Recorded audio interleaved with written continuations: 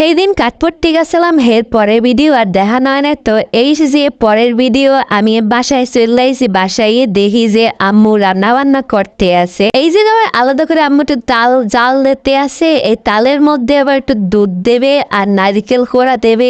এই আমরা বরিশালেরা খুব মজা করেই খাই, ভালোই লাগে। আমি এবার সকাল থেকে বাইরে ছিলাম আর এখন দুপুর হয়ে গেছে, এর লাগে কোনো কাজকর্মে হাত দিতে পারি নাই, তাই আম্মু একলা একলা করে হেলাইছে। তো কি কি রান্না করছে এইটাই দেখতে আইছিলাম। তো এদিকে দেখলাম যে নুডলস রান্না করছে, মাছ ভাজছে, আর আজকে বাসায় দুজন মেহমান আইবে। আর আমিও আর একটু পর ঢাকার উদ্দেশ্যে রওনা দিব, টিকিট কাটতে গেছিলাম। তো আমার বিকেল বেলা গাড়ি ছাড়বে। তো এদিকে দেখলাম যে ছানা জাল দিয়ে রাখছে, আমি আবার এখানে খাইলাম, কারণ মিষ্টি জিনিস দেখলে তো আমার খাইতে মন চায়, তখন নিজের আর কন্ট্রোল করতে পারি না। এরপর একটা পাতিল বাই করলাম পোলাও রান্ধে এই পাতিলে, আর এই পাতিলে পোলাও রান্না, পোলাও গুলা এত সুন্দর আর এত জর্জরা যা বলার মতো না। খালি আমার মায় না, সব মায়েরাই একটু বেশি হিসাবি বলতে এদিক দিয়া মানে নিজের ক্ষতি হয়ে যাক, কিন্তু বান্ডবাড়ির কোনো ক্ষতি হওয়া যাইবে না, পাতিলেরই কোনো ক্ষতি হইতে দেওয়া যাইবে না। এর লাগে আবার রান্ধতে বেড়ে কিছু কিছু পাতিল আছে, সেগুলো আবার প্যাকেট করে উড়েই থাকে। এর লাগে আন প্যাকেট দিয়ে নামাইছি।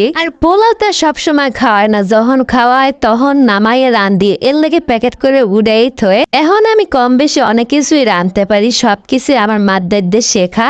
তো মেহমান থুইয়ে আমি আগেই খাইতে বইছি, কারণ আমার সময় নাই। ফার্স্টেই পোলাও দিয়ে মাছ দিয়ে খাইতে লইছি। এদিকে আবার মাংসের বাড়িতে দেখে আগে মাংস বাঁচতেছিলাম যে কোন মাংসটা লোমো, কারণ মাংস বাইসে খাইতে আমার দ্বারা ভালো লাগে। কারণ মাংসগুলো যেগুলো সফট হয়, ভিতরে একটু তেল তেল থাকে, এই মাংসগুলো আমার দ্বারা খাইতে বেশ মজা লাগে। মাংসগুলো একবার চাইয়ে দেখছেন কি সুন্দর, মনে হয় যে মাংসগুলো আমার ডাকতে আছে, আমি কোন সময় অগরে খামো। এত সফট হয়েছে আর এত সুন্দর লাগছে, মানে দূরেই মজা পাইছে। তো খাই আর কতটা মজা পাবো এটা তো বুঝতেই আছে, আপনারাও বুঝতে আছেন। সকাল থেকে দুপুর পর্যন্ত কি করলাম হ্যাঁ তো আপনাদের লাগে সবার লাগে শেয়ার করছি। তো এরপর আবার ঢাকায় যাবো, হেয়ে আবার কেমনে কেমনে যাবো হ্যাঁ আপনাদের লাগে শেয়ার করবো। মানে আমি একলা যাই না দোকলা যাই, কিভাবে যাই, কেমনে সময় কাটাই। তো আজকের মতো এ পর্যন্ত, পরে ভিডিওতে দেখাবে। আল্লাহ হাফেজ।